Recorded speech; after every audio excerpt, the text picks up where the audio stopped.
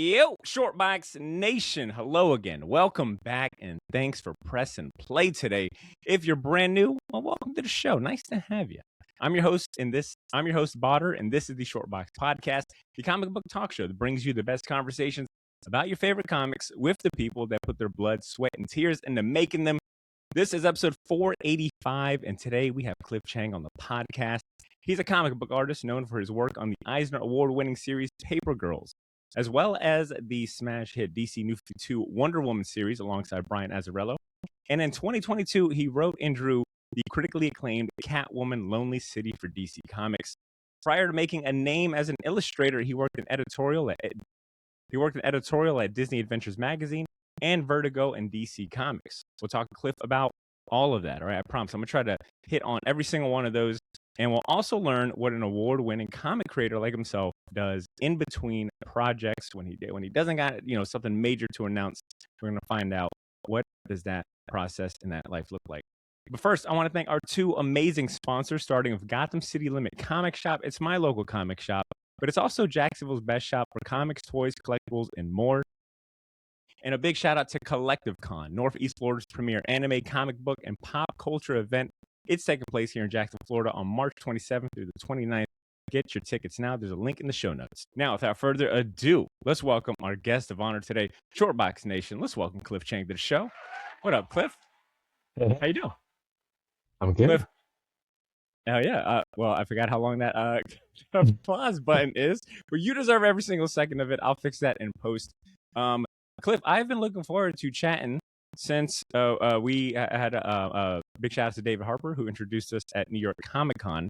Yeah. The timing was great because prior to New York Comic Con, I had bought this little book here, the DC Compact comic. Oh, very nice. Wonder Woman, Blood and Guts. It collects, I think, the first 10 issues of your New 52 Wonder Woman run alongside Brian Azzarello. I'm about halfway through it, and I've never felt more stupid for taking this long to read it. But I love this form factor, man. DC is killing it with the compact comics. It's my favorite thing. Yeah, it's really cool to see how people are responding to that format. I think, like manga, there's a really deep backlist, and people love getting a lot of story in one book, and it's just you can't beat it. Yeah. I guess when you see initiatives like this and these things that like a compact comic, do you ever miss editing or being on that side of the fence of comics? Not really. I think, there's stuff that I learned from editing about story, about, putting a book together, just kind of the nuts and bolts of it. But I don't miss really, the higher level stuff. Not that I was involved with that, but just even being, connecting with it on any level. It's like I don't want to have to make decisions about marketing and stuff like that. I really just want to focus on drawing and making a book. Do you, I guess thinking back to your time working in editorial, whether that be the Disney Adventure magazines or DC and Vertigo, what would you say is like the biggest lesson that or thing that you learned from that experience that you still carry with you today in like your creative making process? Everything is connected, so there's a waterfall effect. Once somebody is late, it just kind of trickles down. And so if the script comes in late, then the artist has less time to do it. And when the artist has less time to do it, then there are all these little tricks you can do to try and make up time. But the fact is, it's like you really can't shorten that window that you have to work when you're working on anything with a schedule, like a monthly schedule or close to it. Now, Cliff, in preparation for this interview, I came across a relatively recent news article. I think this is making its rounds in the comic bookosphere, is what I'll call it, this week, and that's the news of Vertigo, the new relaunch for Vertigo happening later this year. I think the plan is that they're going to showcase a couple of previews of the new Vertigo titles within like the DC Absolute Universe titles. Great. And Yeah. I wanted to ask, as a former editor on for DC, and especially like your Vertigo as well. I saw that you were an assistant editor on titles like 100 Bullets, Transmetropolitan, and Books of Magic by Peter Gross. how has the news hit you? Like, what are your thoughts on Vertigo coming back after, 20 plus years? Yeah, it's I was really sad when they kind of shuttered the line, and because it meant a lot to me. Vertigo started when I was in college, and those were the books that brought me back into comics and made me kind of take the art form a little bit more seriously, and kind of opened up the possibilities for what kind of comics you could, were out there. So Vertigo's always been really close to my heart, and then being able to work there later was such an honor as well. So between the editorial time and then working there, doing books like Human Target, and Beware the Creeper, it was Vertigo means a lot to me, and I was really sad when they stopped publishing books under the Vertigo banner.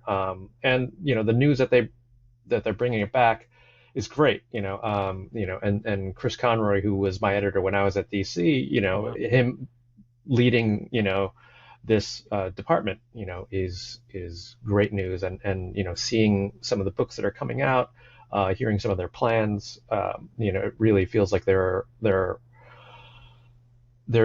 coming out strong, and they know what Vertigo, like what kind of position Vertigo takes in the market. The kinds of books, and what Vertigo means as an imprint.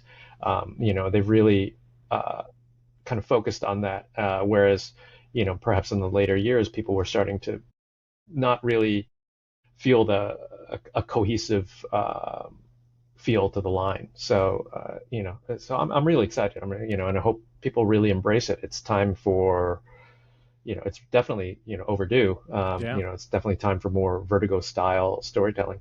Yeah, for sure. I've looked at the lineup of books. I mean, one of my favorite writers out right now, Dennis Camp, he's got a title on here called Bleeding Hearts. I'm looking forward to. Chris Condon and Jacob Phillips are doing another title together. So very excited about this. You brought up Chris Conroy. I think his role is executive editor at DC right Hmm. now. He's overseeing the Absolute line, Black Label, as well as the upcoming Vertigo. There's a quote here from a Popverse article he did that makes me think about what you're saying about what Vertigo encompasses and what it means. He says, and Vertigo really is just for all the genres under the sun that we don't explore due to the superheroes. It's for our crime, it's for our fantasy, and it's for horror. And I think that's such a great summation of like what Vertigo means. And I think bringing it back now, I definitely feel like there's just a different energy around like comic readers and fans, especially the ones that are already, flocking to DC, whether they be the Absolute stuff or Black Label, having like this imprint, especially something that means, with the history that it has, like Vertigo.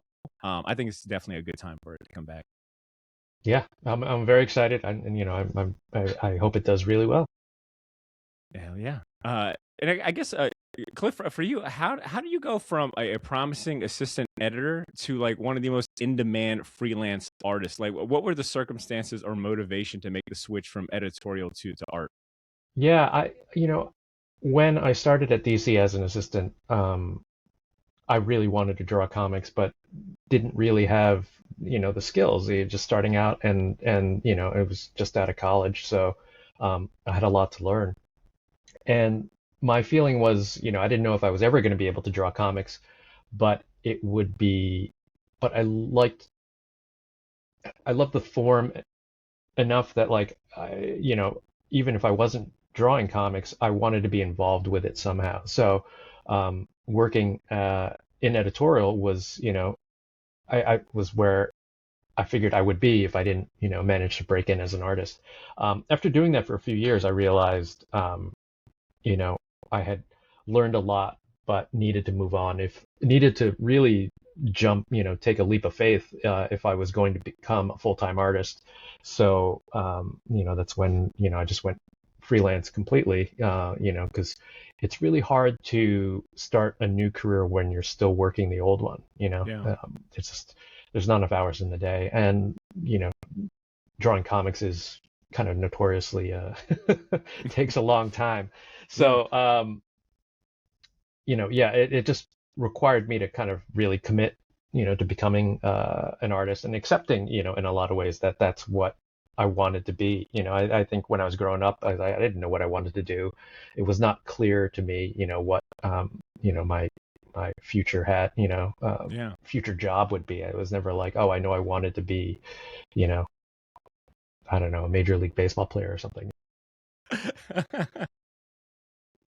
Um, and so over the years, it was sort of like, I thought I was gonna, apply to law school, and I thought I was going to go there. I thought I was going to be a lawyer. And, so over the years, it was been a slow process of kind of coming to terms with the fact that, you know, everything I loved was pushing me towards art, and that I was an artist. And so finally, going freelance was kind of the last kind of,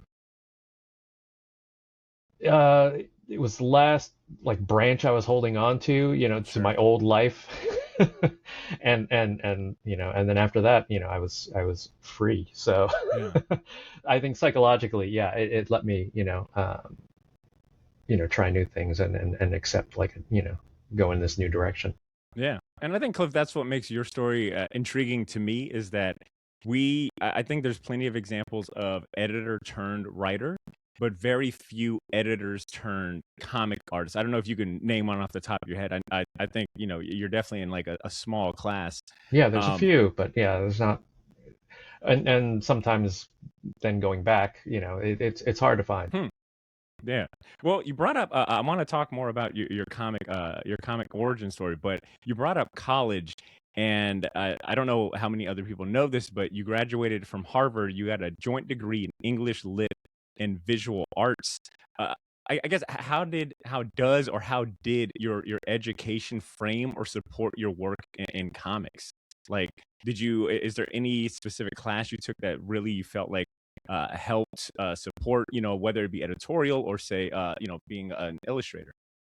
Yeah, I thought, early, when I was starting in school, like I thought I was going to be a filmmaker. It was like, early or mid 90s, early 90s, and so there's a lot of indie filmmakers. You had like Robert Rodriguez and Quentin Tarantino, like really just starting out to do their you know their important stuff. And it just felt like you know just such an interesting space to be in, to try.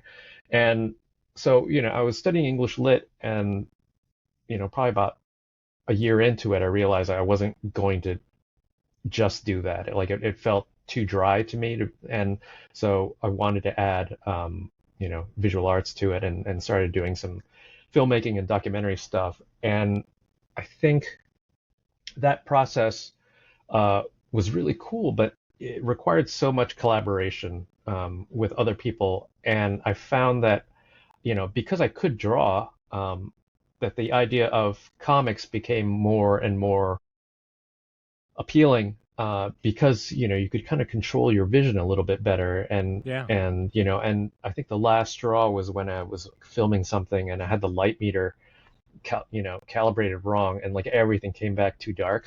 And I was like, screw this, I'm just gonna draw what I need to draw from I can't wait to develop film and then Yeah. have it come back like crap. So probably about like my second or third year, I started kind of pivoting more towards illustration and printmaking.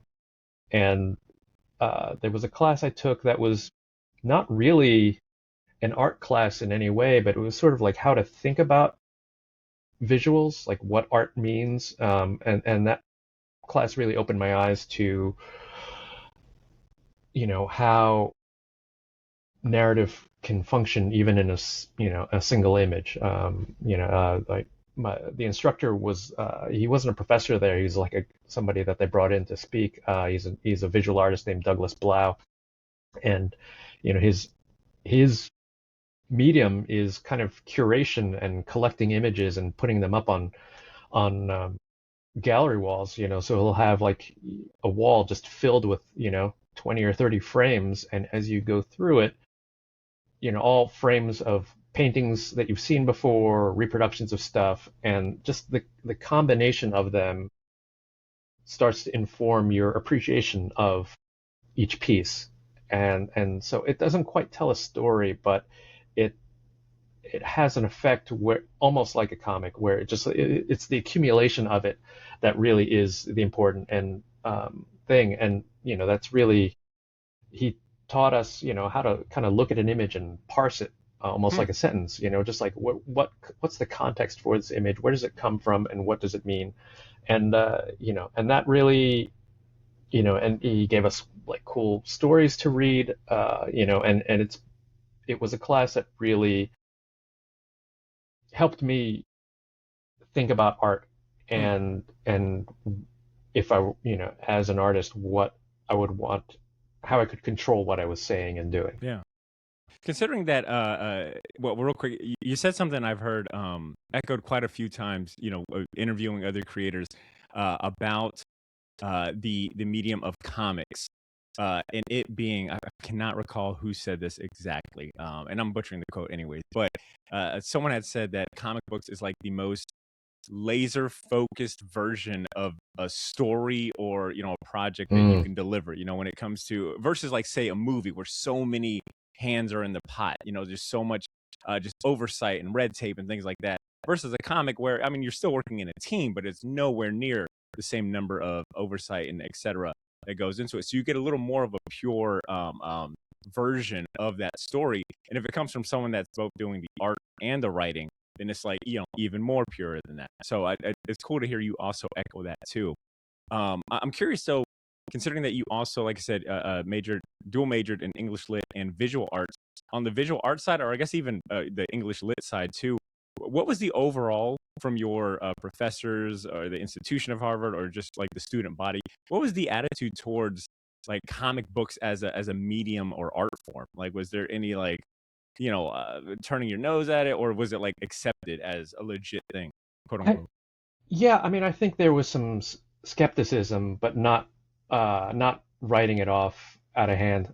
So which was good. But they when you do a dual concentration, they require that you do a thesis, and so I did mine on the role of illustration, and can illustration function as literary criticism.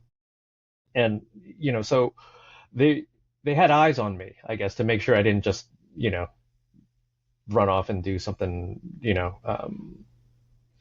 I don't know, that didn't have any academic Hmm. worth.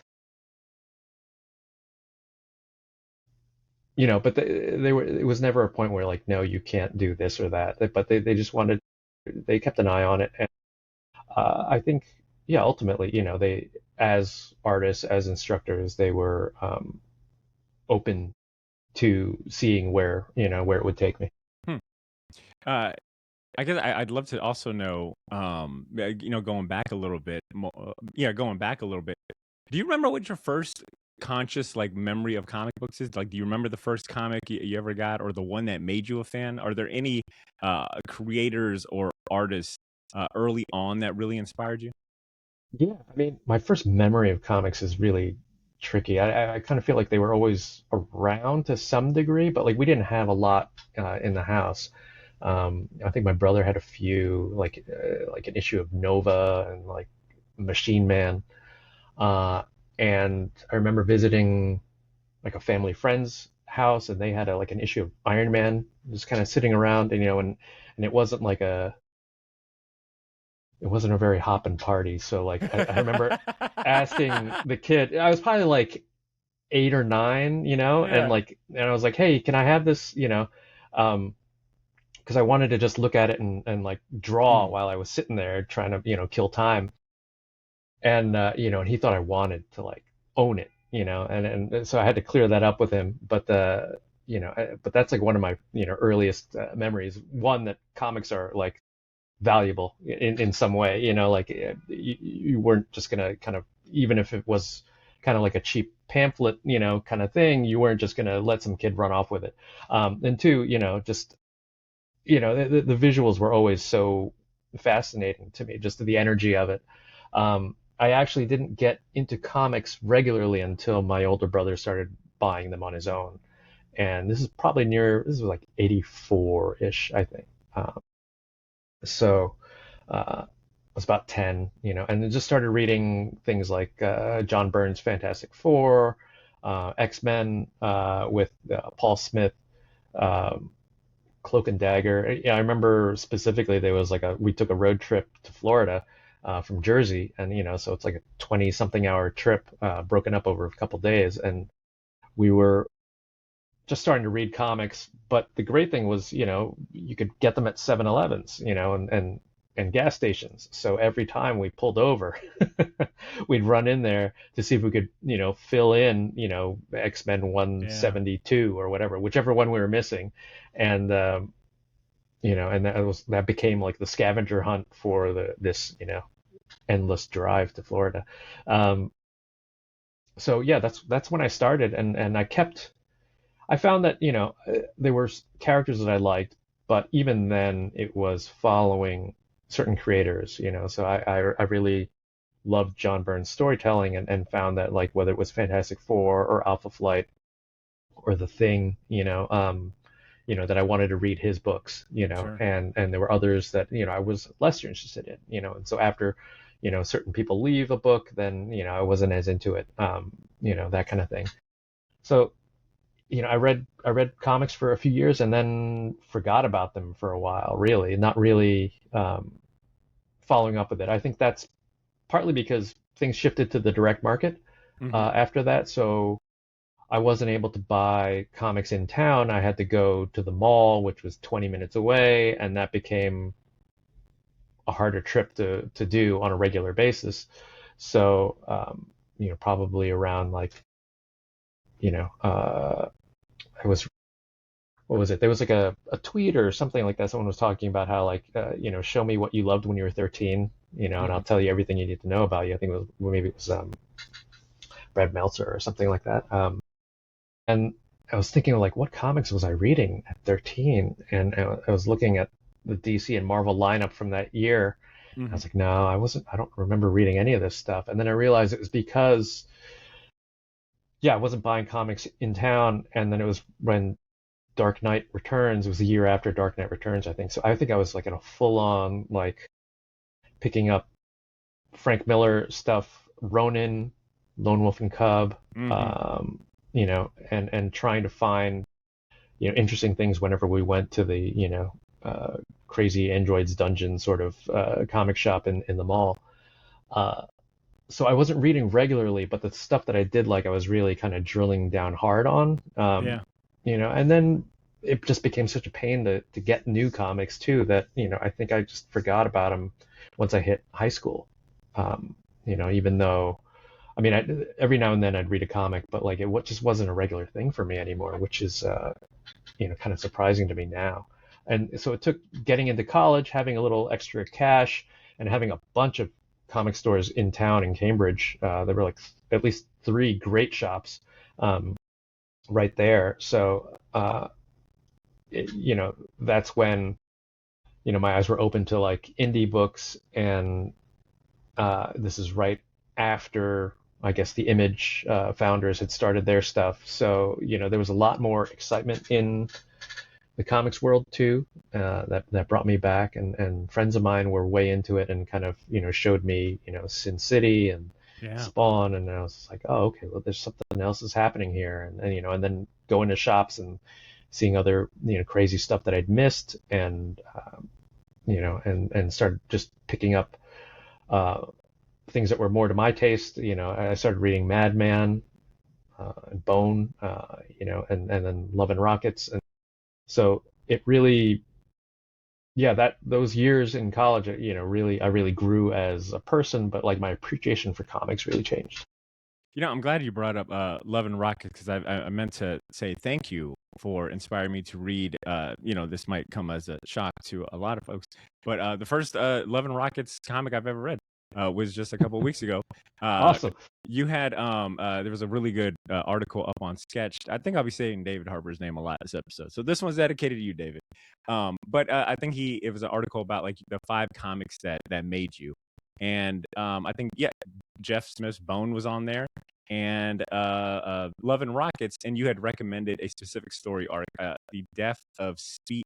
I don't even remember the Yeah, full Death name. of Speedy. Yeah. Yeah, the death of Speedy. So it was on Hoopla. I checked it out. I've been reading it these last couple of days along with this Wonder Woman, and I mean, I feel like my brain is rewired reading, Right. Love and Rockets. It's like, how can something so deceptively simple, like, be so brilliant?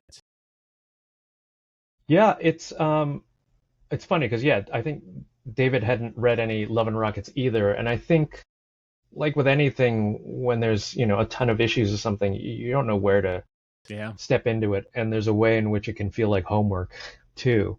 Um, but Death of Speedy is great because I think it even though we're all used to kind of coming in the middle of an arc, right? And Hmm. you kind of have to piece together what happened before and what happens afterwards, and there are references to characters that you don't know, but it just makes the world bigger than what you're reading on the page. Um, and Death of Speedy, I think, is a great intro for Jaime Hernandez's stories in Love and Rockets because it it's very focused Hmm. and it just takes place over this one period of time, and it feels this the narrative reminds me more of indie film than Yeah, anything else, absolutely. and it's one of these books that you just look at it and you're like, wow, this feels cool. This is different from the other stuff I'm reading. It's so well done, um, It and feels it's very so. human. Yes, and it feels really lived in. It feels like Hmm. this world, the world, Love and Rockets world has been around so long. There's creases to, if it was a jacket, it's got creases and it fits just right. And that's the vibe I get from it. And Love and Rockets, much like Bone, and I'll admit too, I haven't read a lot of Bone, but these are comics that I know. You just know they're good if you've been around comics for as long as I have or as long as you have. There's certain creators, titles that you just know via the that are just like considered classics or through the zeitgeist. Like they are these things that everyone should read. But it's just making time sometimes for all these things. So yeah, definitely, I definitely recommend if you're like me and you took a long time to check out Love and Rockets, you can start today and you'll thank yourself. Cliff, I wanted to shift gears because when I reached out to you about setting up this interview, you had mentioned that you don't got much in the pipeline that you can announce just yet, but you would be interested in talking about gearing up for a new project and how that relates to past work. And I thought that was an interesting pitch for an interview because I'm so used to having creators come on to promote a new project, get folks driven to FOC orders and things like that. So I'm very curious to understand, what does gearing up for a new project mean for you, and especially considering you're in between projects. If I'm not mistaken, your last major project was Catwoman Lonely City. That was 2021 is when it came out, and I mean, you did the entire thing, writing, drawing, lettering, I think even coloring as well. Have you been hibernating since then? Is it because that was such a massive undertaking you needed 4 years to like recoup? Yeah, no, it definitely feels that way. After that was done, I was pretty burnt out. It was just such a long story. I was feeling pretty good, heading into the last issue, but then I had a family member who had a stroke and had to take care of them, and it just really, of course, it delayed everything, but it just made everything like that much harder. And it's always hard to finish a story too. So. Your everything that you hope, all your expectations for a book, like you're finally having to really make them happen and execute them, and so there's that pressure of finishing and sticking the landing. And so that was just like a really intense period. By the time I finished that, I was like, I definitely need to take a little bit of a break, and I didn't want to jump into like a big project right afterwards. So in the years since then, I've just kind of done issues here and there. And a Did an ton issue, of covers, like yeah, a ton yeah, of amazing covers. yeah. So, so I worked on like the Ninja Turtles relaunch with Jason Aaron. So I did an issue of that. I've done some Batman stuff here and there, but and covers. which, are great to have, and great to just kind of keep yourself busy too. But there's a point where I'm really bad at multitasking these days. I feel like maybe there's, too much going on with every, in my life. So I can really, I only feel good when I'm focusing on one thing at a time, because then it has all my attention, and that feels um, like I'm doing my best on it. And so I've had to kind of slowly back away from other commitments, like doing more covers, and or short things here and there, just in order to kind of clear my head a little bit and get ready for, a new book. On the other hand, it's like reading things, taking in, other films and other media, just in order to kind of, I don't know, broaden and be inspired by other things that might not directly be, what I'm working on, is important. Because you're a fan So at the end of the day as well. I imagine like you yeah, want to have time to enjoy art as much as we appreciate you creating art. yeah, and you never know what's going to, um, light that spark too. Hmm. So, you do kind of, there's a lot of false starts where like, oh, maybe this is cool, and then it turns out to not be what what you need at that moment. Are these like in between times also an opportunity for you to maybe experiment with your art or try something new, or do you reserve that for a different time or place? They should be. I'm too lazy, where, I'm not, what I did find was, this past, at the end of this last year, I did some pieces, for fun to sell at, New York Comic Con and Baltimore, and those were really liberating, because I just found that, like, I don't know, I found a confidence in doing them that I didn't have. I've spent the last couple of years taking too much time to draw things, uh, because I was so used to Paper Girls being on a schedule, and then you're Yeah. kind of doing what you can do within a certain amount of time. Um, Specifically for Catwoman, I was like, oh, what if I take a little bit more time and really kind of, fine tune the drawing? Yeah. And that became my default for everything I was working on after that as well. And I'm realizing, like, that's not really, doesn't really look that different. It doesn't look that much better, for the time that it takes. So now it's kind of, you know, um, relearning how to, um, I don't know, fly by the seat of my pants a little bit more. A lot of my, not do super tight pencils, and just go Yeah. into, jump into my inks, and have them be a little bit more organic and a little bit more, I don't know, expressive, Yeah. and immediate, Yeah. whereas, I think I was kind of just tightening up, and trying to make everything perfect when it was never going to be, and that's not even really what I want out of my work either. So, um, So yeah. I'm glad that you shared talked we're talking about your process, because I got to see it in action on YouTube. There's a, I think it's the Felix Comic Art YouTube channel. But there is a video on the, I believe, the Felix Comic Art YouTube channel from 10 years ago, Mm, where it is it's like 3.5 minutes. It's I don't know if it's the studio you're in now, but it's you at the studio at your drawing board, and you're drawing the Paper Girls crew, and you've got a binder full of clips of like photos of bicycles, like just I mean page it looked like pages of just bicycle clippings, and you're drawing with pencil, which was kind of I guess maybe I was a little dumb about it, but I thought you were a little more, you lean more towards digital. So to see you like having like this pencil, and you were like drawing these really tight lines, and I'm like, wow, this is incredible. I'm like, oh, I'm really into this. And then you grab an eraser, and I'm like, oh, I don't see what he needs to erase. And you erase like 90% of this drawing. And I freaked out. I was like, right. what is he doing? And Yeah. then you went in afterwards with some really fancy ink pen, and it just brought it to life. And it was, and I'm like, oh my God, light bulb moment. That's how he gets that signature bulky, clean, like expressive, bold line of his art. It was like Yeah. mind blowing to me. Has your, I guess, as that. the perfect, I guess, representation of where your style is at now, or has that I changed? think, yeah, it's kind of that, yeah, that's where I've lived for a long time. I think, I mean, even when that video was taken, I had been mostly drawing digitally. But, for the video, it wasn't going to be great to do it on Sure, the sure. thing.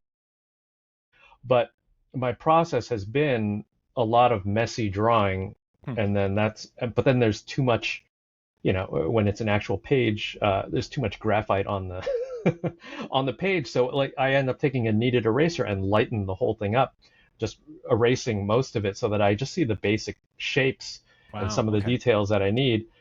And what for me, um, the inking is the drawing. Yeah. All the pencil stuff is just preparation. Make sure, you know, right number of fingers, proportions are right, Hmm. composition. But you know, the actual, like, so much of the art comes through when with those inks, and you can't really, or for me at least, it's not great if I nail all that stuff down. It ends Hmm. up kind of killing the spontaneity of it, and you know, I think I've just that's what I like to do, and sometimes I'll work against that, but ultimately, I'll come back to it. So right now, I'm working on something, and rediscovering that process of, like, don't be too focused. Hmm. You want to make sure that at every stage when you're drawing a comic, you want to be aware of the things that are important. So when you're doing thumbnails, you want to work on composition. You don't want to work on specific details. Yeah. And then when you're tightening up, make sure your perspective is right. You got the horizon line and everything. But don't worry about the eyeball. Or uh, there are things that you want to keep. Artists are always complaining that, like, oh, the sketch was great, but then when I did the finished thing, it sucked. Like, it Hmm. just lost the energy. And so how do you keep that sketch energy? And the way to do it is to not redraw it. You got to work with it somehow, and, Sure. and keep it. So yeah, and but that's something that is easy for me to forget. I think there's always in me, there's kind of like there's there's two impulses fighting it out, which are, like, yeah, make it expressive, make it feel lively, make it, give it some authenticity, and then the other part is, like, is this well drawn? Is, like, how is this correct? Um, that sort of thing. So it it's always, I think, a struggle between those two, and trying to find, where you want to be on that, continuum. When you think just artistically on the illustration side, what are some names that come to mind of folks that maybe served as a mentor or like a bouncing board for ideas? Like, is there anyone in the industry that you have like you go to for advice, or like, hey, can you take a look at this and give me your perspective on this perspective? Yeah, I mean, there's a bunch of us on the Felix Comic Art crew. Ah, okay. We have, like, a group chat going on. People share what they're working on, and it's really inspiring to see, how other people work, and the stuff that they're doing. And then, people. A lot of it was, the my studio mates when we had a studio in Brooklyn. Um, it was really just on a daily basis. You're working next to somebody, and you can always ask, hey, what do you think of this? Hmm. And just get another pair of eyes on something, and that's really important. Now that I'm not in the studio and I'm working by myself, it does feel, it's isolating, so. But just the other day, I called up Trad Moore, and he was in our studio for a few years, and just to catch up, and kind of talk through um, a tricky monster that I needed to design, and it was great. It just reminded me, like, how important it is to have feedback, and to be able to bounce ideas off of somebody, and it wasn't even like just having the conversation with him opened up my thinking, and I think I landed on, the effect and the stuff that I needed, and just being able to run it past Yeah. somebody to in the conversation was so helpful. I love hearing how intentful you are with your art because I think it really does show through and shine through in something like Wonder Woman that I'm reading. But I can't help but think about how much I love Catwoman Lonely City because it Thanks. felt very intentional. Yeah. And you mentioned being in Brooklyn. We talked a little bit before we record. You're in Jersey now, but one thing I feel like you almost don't get enough credit for is you draw some amazing like cityscapes. They feel, on the topic of like feeling lived in. They feel lived in. They feel geometrically correct. They really like teleport you to the setting. And I guess seeing that you had all that just reference material for just bicycles. I mean, dude, I'm telling that video like blew me away how many bicycle clips you had. I'm like, that's why the bikes look so damn good in Paper Girl. Um, do you have? I guess what do you do with those type of like those binders? Do you have one specifically for like cityscapes, or is it just that you just go outside and you're like, all right, I'm gonna Yeah. draw? No, Paper Girls was a funny case where each girl had to have her own bike, and the bike needed to kind of was a piece of story, Mm, So Erin's bike is kind of old and like she's a little too big for it now, whereas KJ's bike was like a fast, more of a like a 10 speed, and maybe was like an older brother's that was handed down to her, so it's a much larger bike, that sort of thing, and Mac's BMX bike. So I needed different angles of all those bikes, and it was so handy to like go on eBay and like find like someone selling a bike, and then you just download all those pictures. that So is that's a why I had great that, because I cheat had to code. keep, yeah. Huh. But yeah, reference is important because there are things that you don't think about to add, and that's what looking at all that reference kind of gives you. you know uh, it's a line to getting more authentic stuff, and things that not everything comes straight out of your head, and so you want to be inspired and you want to take certain details. I appreciate what you're saying about intention, because it's like, even if what I've learned is like my drawing doesn't need to be precise, but my thought process needs to be Hmm. precise. Like, what I want out of an image needs to be clear, and so everything needs to support that. So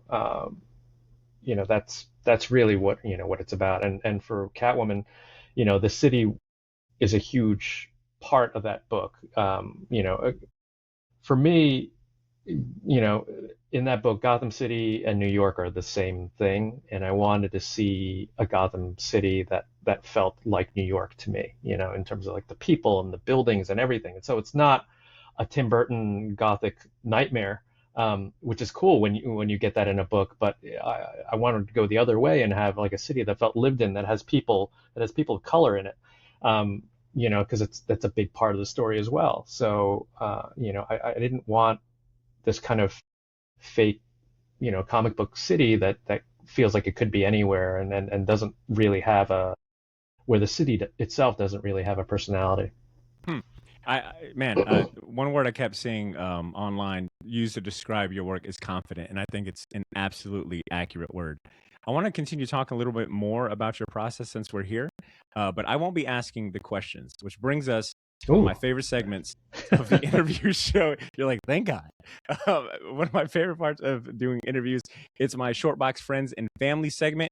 It is where I reach out to a couple friends that you may or may not know and ask and have them submit some questions for you. And Cliff, I gotta say, you're pretty damn popular because I've got 3 voicemails to play you today. Oh, Some you may know, some nice. you don't. I'll start off with one that this will be an introduction. This first voicemail is from the owner of my local comic shop. This is from Ben Kingsbury, the owner of Gotham City Limit. He had a question for you. Let's hear it. Hey, Cliff, Ben K from Gotham City Limit, a comic shop down here in sunny Jacksonville, Florida. Thanks so much for taking some time to answer a question. I'll get right into it. My question has to do with fan consumer side of the comic industry. So I know you've probably been influenced by many different things over your career, but what's the most memorable fan interaction or letter or email you've ever gotten about any of your work?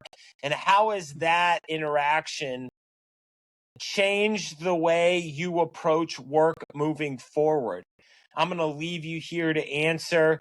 Thank you so much for what you do. We literally couldn't do it without you. And remember, Short Box Nation, we'll always take it to the limit. Big shout outs to Peace. Ben. Big shout outs to Ben. Love that guy. Awesome. Yeah, at first, I think when it comes to fan interactions, like when you're starting out, really it's crickets, and you're what you're hungry for the most is not validation, but like feedback. And I remember, some early jobs where, an issue comes out and you just don't hear anything about it, and people don't have an opinion on it, and you're like, that's terrible. That's worse than having a bad opinion of it. At least, you've inspired someone to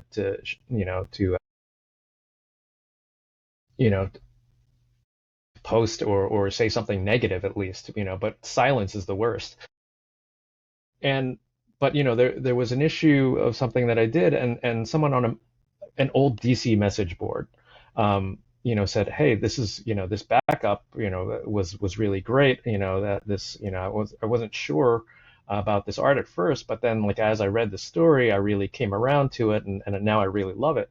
And that meant a lot to me. It meant, I was on the right track. That even if like there was something on the surface that didn't appeal to the reader, that there was something deeper in the storytelling, in the acting, in the, that did resonate with them, and there's so much, often we focus too much on just the surface level of things, but that there's, kind of like it's like listening to a band, and like maybe you don't like the singer's voice, but the music is really great, and then you come to appreciate, that voice, for what it does, because it's different from what you expected or what you thought you wanted going into it. So that was really important to me. And then I think, because it was such early days, this is like 2000 or whatever, I reached out to this fan and ended up kind of conversing with them, and they, every time a new thing of mine would come out, I would either let them know or I'd see them post about That's it. cool. And got to meet them finally at, maybe it was Heroes Con, or maybe it was like an early New York show. And they gave me a comic that they had done, that they had made, and it wasn't like, it was just like a hand-drawn thing, one of a kind, stapled together, and just kind of like a fun little book, that was made just for me. And, it just, that interaction, even though it was like more than 20 years ago, like you can have, what ended up happening is like I learned more about this person's life and like what comics means to them, and that my comics then became a part of that, and that there's, it's easy to kind of get jaded and think, oh, fans are just too, they hold on to this too much, or or but what you realize is that you're taking part in something that means a lot to them, whether or not that's what you were trying to do, and there's a responsibility there to, when you're making those comics, to just not toss it off, like, so that every decision means something, and so make it meaningful, and your readers will feel that, and that becomes part of your relationship with them. Like you're reaching through the page and communicating with somebody, and that's really beautiful. And that's like one of the the best things about comics. And that's why if I don't go to a lot of shows, after a while I start to feel that distance. But this year was great, just kind of just going, being at Felix's booth and seeing all the excitement, with like, I'd be sitting there like signing, and then Nick Dragod would have a line, and Daniel Warren Johnson would have a line, and just like seeing the excitement around those books, and then just reminding myself, it's like, yeah, you can make things that make people feel a certain way, that feel excited, and that they engage with, and that anyone gives something that I do any time out of their day is meaningful. It's important, and I need to always be aware of that, and that creates a relationship with the fans, and even if it's sort of like when you listen to like a podcast, and you feel like you get to know that person because you've heard their voice so much, and I'm sure this happens to you. You're like at a convention, and people come up to you, and they've lived with you for hours. It's a interesting, sometimes weird parasocial relationship that you build. There's a few podcasts that I've literally been listening to since I started, so like 20 plus years.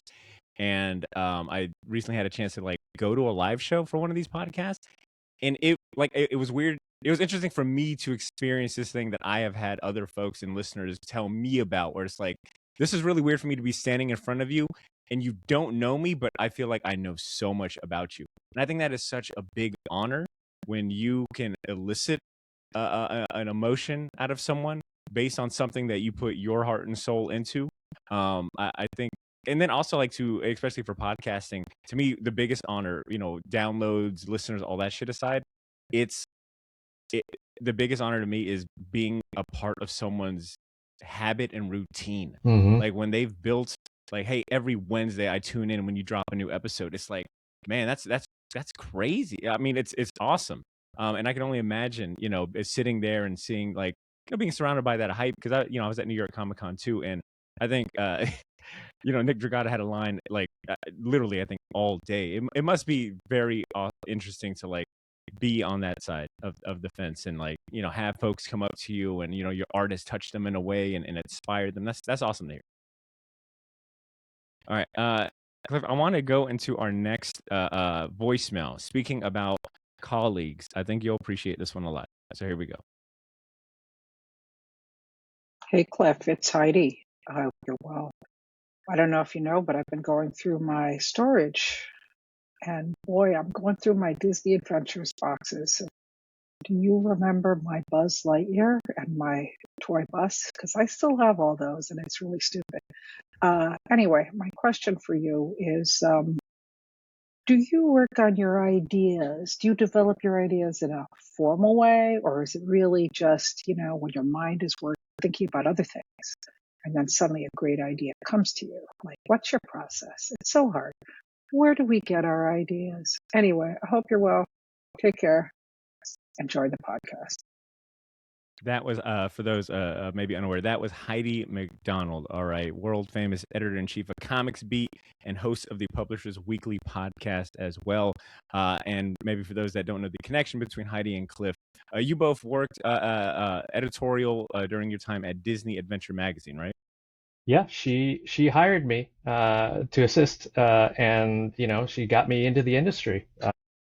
And it was funny because I think when I interviewed with her, things were really in the toilet for the business, and she was like, "Why do you want to be in comics? Because everything is horrible right now. People are losing their jobs, companies shutting down." And I gave my honest, earnest answer, and I was like, because I love the art form, and whether or not it's doing well, I want to give it a shot. And she was like, "All right, you're hired, but I did warn you."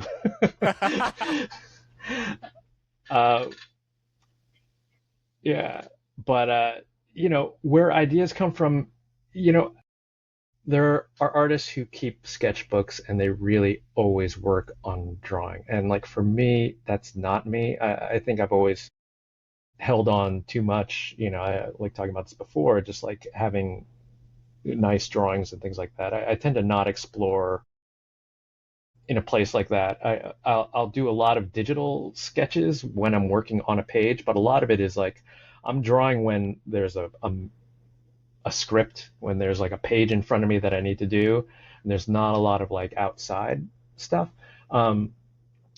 but a lot of ideas, I kind of have an idea. It just takes time, and the ideas might not come right away, but when they're kind of half baked, and that it's not enough. And it takes any number of things to just kind of push you or nudge you in the right direction. And sometimes it's something that comes out of left field, and you're like, "That's really great. I need to, do something like that." For Catwoman, Lonely City, I knew I wanted to do a Batman-related book, and I knew that, I liked when superheroes kind of mash up with other genres. So I was like, oh, well, maybe I should do a Catwoman heist book. That makes a lot of sense, and, but it's not really enough there. I was like, oh, wait, so it's Catwoman. She's got to break into the Batcave. And I was like, okay, well, that's a story, but there's no hook there that pulls it together, that makes it different from any other story that would just exist, in like a monthly book, and it doesn't represent like a take or a road to explore, and a road to explore other things. It didn't have a theme, I just had a plot, and uh, and I think it was, thinking about, Darwin Cook had done Selena's Big Score, right? And at the time I was thinking about it, I was like, wow, that book was like 20 years ago, and I was like, what if, I was already thinking about like characters being older. It's like, what if it's been 20 years since then, and now it's like she's older, and then suddenly it all clicked into place where this is not, it's not just a heist story. It's about, what happens when superheroes get older. What happens specifically when this female superhero gets older and who's so active, but now her body is starting to fail her, and people see her differently as kind of washed up, and and then everything at that point started to come, click into place. And it's, you can't always force those things. Sometimes it really just does take time, because your first instinct is something that you've seen before and feels kind of basic, so it does take, I think, recognizing when it needs a little extra spice to it, and then looking for it, and trying to find, ways to make it better. Yeah, a great insight right there. All right, and then I've got one last voicemail that I think we'll both appreciate. We've said his name quite a few times already. He's kind of like the boogeyman. If you say it 3 times fast, he'll appear. So let's hope that happens here. Here's our last voicemail. Yo, Cliff, it's David Harper from Sketching Off Panel, and I swear I am not trying to make you feel old with this question, but you've been doing this for a long time and in a number of different roles. You've been great at all of them, but if you had to highlight one, which project and which collaborator would you say influenced you the most going forward? As a note, your collaborator can be someone you edited too, and sure, you can say more than one probably because Botter is a lot nicer than me. That's it. And what's up, Botter? Have a good interview. Yo, big shout outs to David, man. If you don't know, he's the host of the amazing comic podcast Off Panel, and he's the man in charge of the amazing comic website Sketch. Yeah, wow, that's a great question. I mean, these questions have all been great. That one's really kind of tough because there's ways in which, yeah, I feel like I've learned so much from everybody that I've worked with, both in editorial and as a creator. I would say the biggest impact for sure has been working with Brian Vaughn on Paper Girls. We had wanted to work together for the longest time. We had done one issue of Swamp Thing's Secret Files, which Heidi edited, way back when we were both pretty much starting out in the industry. But we got along really well, like on the page. I didn't actually really talk with him. I just got the script and had to draw it. But the pairing felt like so natural, and he really enjoyed it as well. And we tried over the years to try, to do something together, and it just, the timing never worked out. And so finally, when coming off of Wonder Woman, he emailed me because we'd check in yearly to see like where the other was at. And he said, hey, going to do some more books at Image. What are you? What do you think? And I was like, absolutely. And so it took us 15 years to actually get to Paper Girls.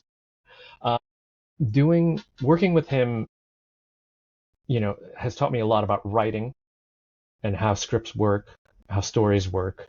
It's taught me a lot about working with your collaborators. We both give each other a lot of space.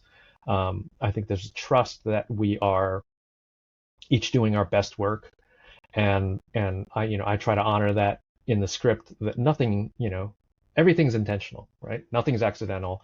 His word choice, we'll letter it and it'll be like, oh, you know what? I want to change this one word. You have to be that laser focused, I think, in your work to be, to know, yes, I prefer this over that. All these decisions seem minor in, as in total, as a sum total of it is your creative voice. And so you can, if you compromise on too many of them or too many of them change, then it starts to not feel like you. And that's something that I've learned by, working with Brian and seeing how he works.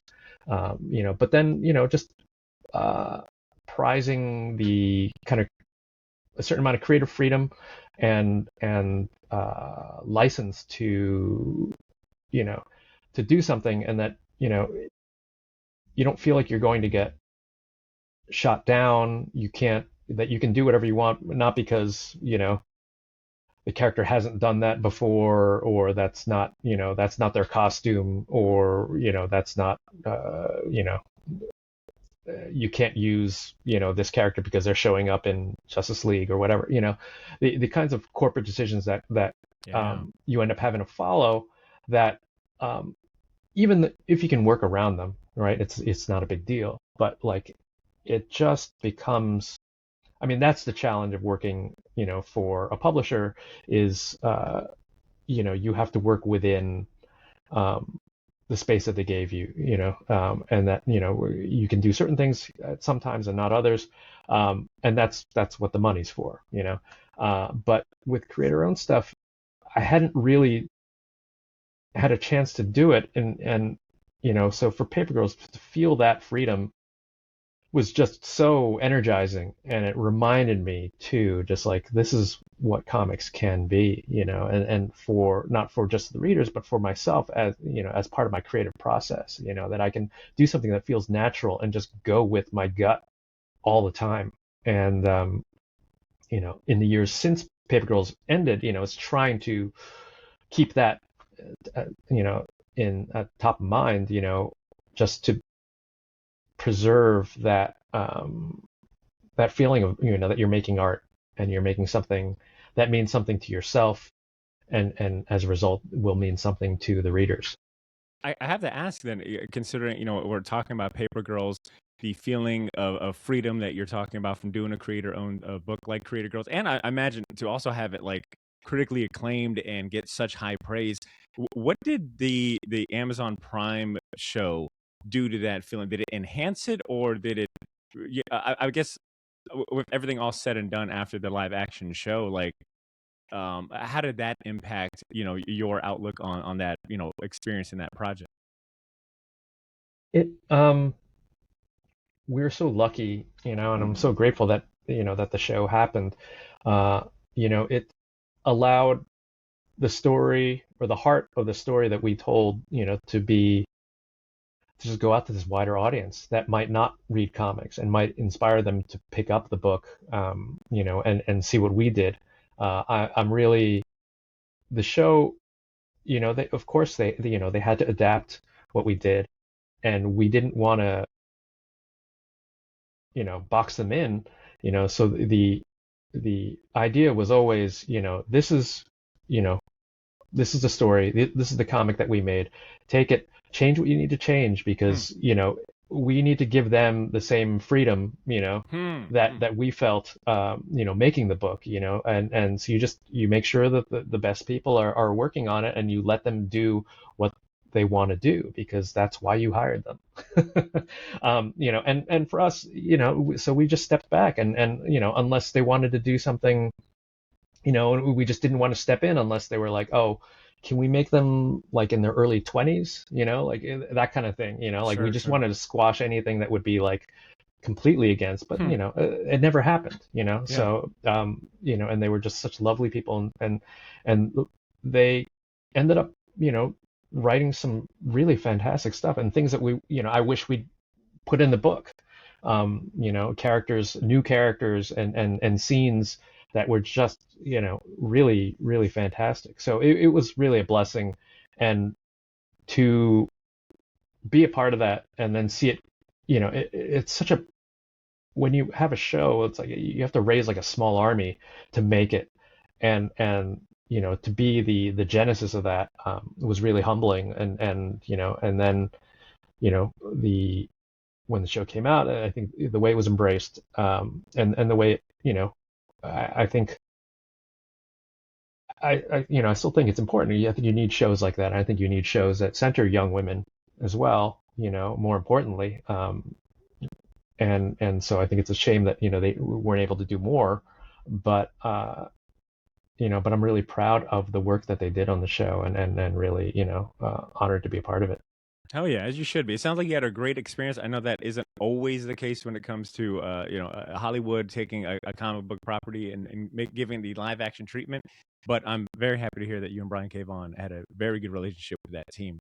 I want to piggyback off of David's question, Hmm. and I want to play a name game with you. I'm going to mention, I've got two names. These are colleagues and collaborators you've worked with. And I just want to just hear what comes to mind, whether it be a story, maybe something you learned from them, whatever comes to mind.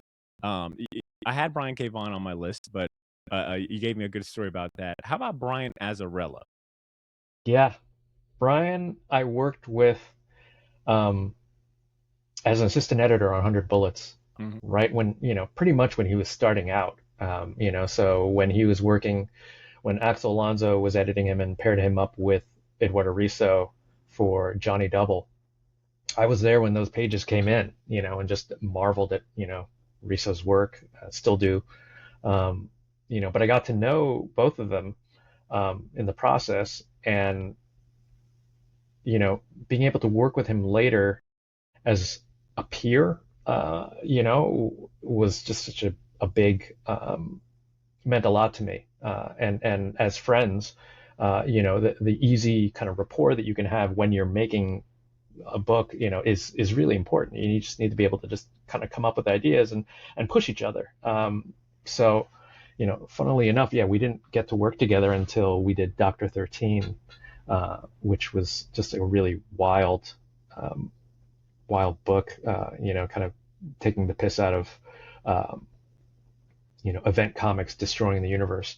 And, but, it was so much fun, and it just became, it was such a great working relationship that we had to, keep doing stuff together. And now I'm so glad that we were able to do Wonder Woman. We were supposed to do a Batman book. So that's what I think of, if I had to think of one word with as it's Batman, because we were supposed to do a pulpy, noir Batman, and that kind of ended up, those plans were part of like another publishing initiative that DC was doing. And then when that fell apart, we were going to continue with it, but then they had the idea for New 52, and so that ended up getting shelved. So our noir Batman story probably will never be made. But so that's kind of like my white whale with Brian, with Az. But we have worked on a Batman one shot that hasn't been announced, and it's not a pulpy Batman with guns, but it does feel like finally getting to scratch that itch. Hell yeah! Speaking about scratching in itches and like unseen or a project that haven't come to fruition. I think one of the most recent covers you did was for a Fantastic Four issue that came out like last month or a couple months ago, and I guess it really stood out to me because I'm like, I don't know if I've seen a lot of like Cliff Chiang artwork of Marvel characters, which led me down a rabbit hole that you've done a couple of other, like, mainly covers. Is there any, I guess, do you have any intention or want to do like a full-fledged like Marvel project? Like, is there one character that you would absolutely jump to at the opportunity to do? Uh, Yeah, that's always a tricky question to answer. There's not like a character that would, that I would drop everything to work on. It's always kind of like, what's the story?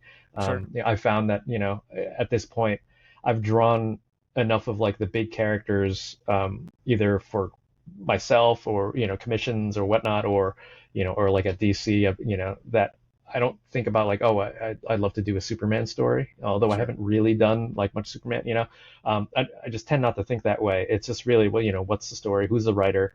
And is it good? Is that story good? Because that makes, all the art worth it.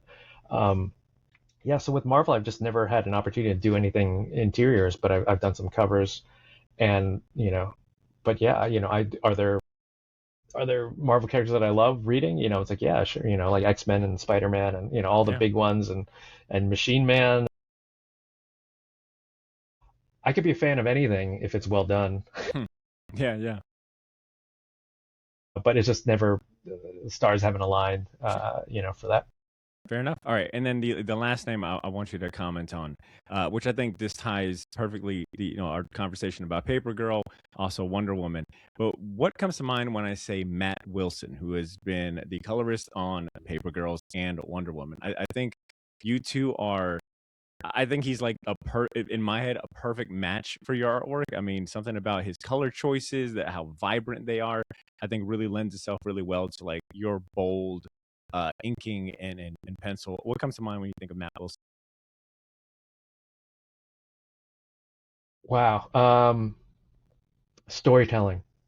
I think Matt is so, not only does he have like a great palette, but his coloring is always sensitive to the storytelling. It's always really solid on like what emotion does this panel need to do? What storytelling wise, what's important to pull out? Um, and there are, sometimes you just get comics that are colored in a very primary color way, and Superman's blue and red and yellow, and that's it. Like it's just functional, in terms Hmm. of getting color on the page, and everything is, steel is gray, and and the sky is blue, and it's just, um, it might as well be like a kid's coloring book, and then just kind of eye-dropping, and the most basic colors for things. Grass is green or whatever. But Matt has an understanding of color and depth, but on top of that, always keeps the storytelling and the script in mind as well, and that's what makes him so good. So I've learned so much working with Matt. We started working together on Wonder Woman, and then went on to Paper Girls, and then just he's got such a huge range, and and can do so many different things. But then he's also really easy to work with, which is very rare. For someone who does as such great work, he's just you know he'll take notes. He'll understand, he understands, that things might need to change for whatever storytelling reason, and he's fast, and it's just he's a kind of a unicorn, where he's really good and he's fast and he's a really nice guy, right? So that's those are the three things you're supposed to need in comics. Two out of three is all you need, and he's Yeah, got all three. Yeah, he's a unicorn. for sure. He's a And rainbow to unicorn. to that point, I it's been years since I've read Paper Girl, so I mean, I don't remember all the details of the story, but one thing for damn sure that sticks out is the color choices of that book. I mean, the color. I think I have a short box with Paper Girls among other, I think, like image books, and full respect, they all pale in comparison to how attention grabbing those covers for Paper Girl are, and I think a lot of that credit is due to Matt Wilson's color choices, man. That dude, I'm convinced that if all of those Paper Girl cover comics and single issues, probably would work with this black light I have in this room. Like I haven't quite tested it yet, but I've got a hunch. All right, Cliff. I want to, as we're wrapping up, I want to get back to what you were saying about like this kind of in between time, in between projects, and how this is like a perfect opportunity for you to like actually enjoy art and read and get caught up. What are you reading? And is there any new artists? Well, I guess new, old, whatever. That's subjective. That have caught your attention. I was scrolling your Instagram, and I think the last post you made was showing some love to Jeffrey Allen Love, the artist of Yeah. News from the Fallout. So I was curious, like, what are you reading, and what artists or creators have your attention right now? Yeah, lately I've been reading a lot of manga because I just wanted to see more what's out there. I've always kind of had read some here and there, and like the big names, but um, wanted to get a better sense of like what's out there, what's done well, and stylistically, it's sort of like if you only read superhero comics and you've only read Jack Kirby stuff from the 60s, then like or you've just read Watchmen, like that's it, trying to figure out like what's popular now and like what are I think manga being the juggernaut that it is, I wanted to see what kind of lessons I could take from creatively and on the production side. And so I've been reading a lot of stuff on Shonen Jump and the Viz app. So things like the things that are current, like Dan Da Dan, but really like the ones that have really knocked me on my ass lately have been the Taiyo Matsumoto comics, Sunny, and Tokyo These Days. Tokyo These Days is great. Yeah, just unbelievable. I mean, just so insider baseball with the manga industry, but I just love that it was just about making comics, and that you don't even really ever see the manga that they make. It's just it could be about another industry in many ways, but so human and so rich without ever going over the top, which is funny because like from the guy who did Tech on Concrete, which is kind of all over the top, in a lot of ways, but Sunny and Tokyo These Days both have just an incredible amount of humanity and restraint, as well as just really kind of knowing how to, tug on your heartstrings and make moments that feel that just really hit like a sledgehammer. And then, are there any other creators or artists out there that have garnered your attention? Yeah, it's. I feel like of course, reading like the great absolute books, and and like there's a lot of great comics that come out all the time, and I don't know. Yeah, I guess I focused on manga because it felt like